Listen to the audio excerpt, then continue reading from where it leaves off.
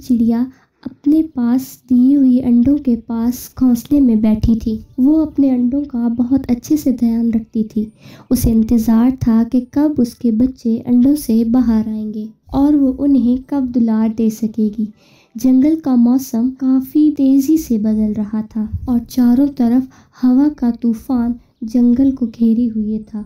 Tony चिड़िया इसी कोशिश में लगी हुई थी कि उसके अंडों को कोई नुकसान न पहुंच जाए। आखिरकार तूफान पूरी तरह से शांत हो गया। टोनी जब अपने अंडों से हटी तो उसने देखा ज्यादा दब जाने की वजह से एक अंडे में दरार आ गई थी। ये देखकर टोनी चिड़िया काफी घबरा गई। ए अल्लाह, लगता है मैंने अपने अंडों पे कुछ ज्यादा ही दबाव डाल दिया है। अब अल्लाह ही मेरे बच्चों को बचा सकता है। टोनी चिड़िया ने हिम्मत ना हारते हुए उस अंडे का भी बाकी अंडों की तरह ख्याल रखा और कुछ ही दिनों में अंडों से छोटे छोटे बच्चे बाहर आ गए। पर घायल अंडे से जो चिड़िया निकली थी वो अंधी थी और उसने उसका नाम टुनटुनी चिड़िया रखा था। ये देखकर टोनी चिड़िया रोने लगी। शायद खुदा को यही मंजूर था, पर मुझे इस बात की खुशी है कि मेरी बच्ची कम से कम जिंदा तो बच गई। सभी बच्चे धीरे धीरे उड़ना शुरू हो रहे थे, लेकिन अंधी चिड़िया ने कोई उड़ान नहीं भरी और वो अपने घोंसले में ही बैठी रही।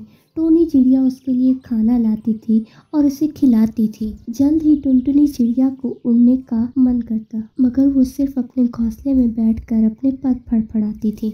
हर रोज की तरह आज भी टोनी चिड़िया उसके लिए भोजन लाई थी। अगले दिन टोनी चिड़िया उसके लिए भोजन लाई, लेकिन उसने भोजन खाने से मना कर दिया। माँ, मुझे भूख नहीं है, मुझे उड़ना है। इस घोंसले में बैठे बैठे मैं तंग आ गई हूँ। मेरा दम घुटता है माँ इस घोंसले में। मुझे बाहर की ठंडी हवा महसूस करनी है। ये सुनकर टोनी चिड़िया अपनी बेटी टुनटुनी को समझाते हुए कहती है, मेरी बच्ची, तुझे उड़ता हुआ देख मुझे भी बहुत खुशी होगी, लेकिन देख तू अंधी है, तू उड़ नहीं सकती। ये सब तुम्हारे लिए काफी खतरनाक है। इस जंगल की नोकीली शाखाओं से तू घायल हो सकती है मेरी बच्ची। तुम्हें इसी घोंसले में अपनी जिंदगी गुजारनी होगी। ये सुनकर टुनटुनी उदास हो जाती है। उससे अंदर ही अंदर लग रहा था कि काश वो अंडे में ही मर जाती। ये जिंदगी अब उसे बोझ लगने लगी थी। एक दिन जब टोनी चिड़िया खाने की तलाश में निकली तो फौरन ही टुनटुनी के दिल में ये ख्याल आया,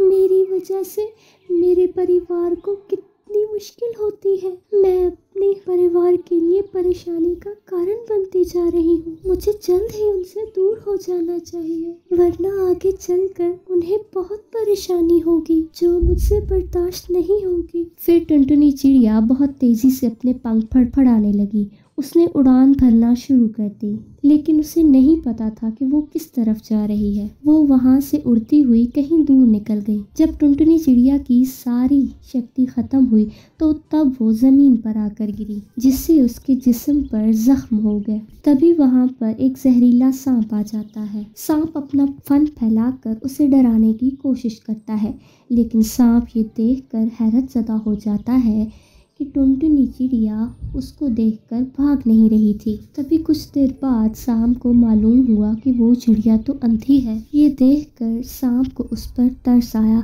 और उसने टुनटुनी चिड़िया को कहा, हे चिड़िया, क्या तुम सुन भी नहीं सकती हो? क्या जो मैं बोल रहा हूँ तुम्हें वो सुनाई भी नहीं देता? ये सुनकर टुनटुनी चिड़िया ने उस सांप से कहा, मैं सुन सकती हूँ, बोलिए, मैं आपकी क्या सहायता कर सकती हूँ? तुम जब सुन सकती हो तो मेरी आवाज से खतरे का अंदाजा तो हो गया होगा, फिर तू अपनी जान बचाकर क्यों नहीं भागी? हाँ, मुझे पता चल गया था कि कोई मेरा शिकार करने आया है और मैं चाहती भी यही थी कि कोई मेरा शिकार कर दे। वैसे भी मैं किसी काम की नहीं हूँ। मैंने सोचा कि क्यों ना किसी का भोजन ही बन जाए, उसका पेट भर जाएगा तो मुझे खुशी होगी। ये सुनकर सांप का दिल पसीज गया। यानी तुम्हारा ख्याल रखने वाला कोई नहीं है? फिर टुनटुनी चिड़िया सांप को सारी बात बताती है कि वो कैसे अपने परिवार के लिए बोझ बनने लगी थी। सांप उसकी सारी बात सुनकर उसे समझाता है, टुनटुनी, तुम्हें ऐसा नहीं करना चाहिए। तुम्हें अपने परिवार को यूं अकेला छोड़ के नहीं आना चाहिए। तुम्हारी माँ तुम्हारा इंतजार कर रही होगी। वो तुम्हारा बहुत ख्याल रखती हैं और तुमसे बहुत प्यार करती हैं। उन्होंने बचपन से तुम्हारा ख्याल रखा और तुम्हें कभी अकेले उड़ने भी नहीं दिया। वो तुम्हारी बहुत फिक्र करती हैं। टुनटुनी चिड़िया को अपनी गलती का एहसास हो जाता है और वो सांप से कहती है, मुझे अपनी गलती का एहसास हो गया है, लेकिन मैं नहीं जानती कि मेरा घोंसला कौन सा है, क्योंकि अब मैं उनके पास जाना चाहती हूँ। मैं तुम्हारी मदद करूँगा, लेकिन सबसे पहले तुम्हें अपना घाव ठीक करना होगा और फिर मेरे पास ही रहना होगा। वो रोज़ मरहम लाता और टुनटुनी चिड़िया के घाव पर लगाता। वो उसका ख्याल रखने लगा था। एक दिन वो टुनटुनी चिड़िया पर मरहम लगा ही रहा था कि टुनटुनी चिड़िया को ढूंढते हुए टोनी चिड़िया वहां पहुंच गई।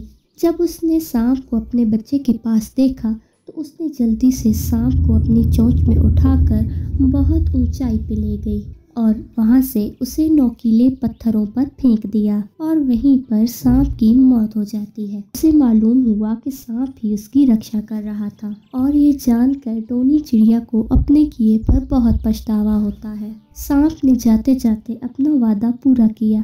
टोनी चिड़िया का परिवार अब फिर से पूरा हो गया था, लेकिन उसको आज भी सांप को मारने का बहुत दुख था।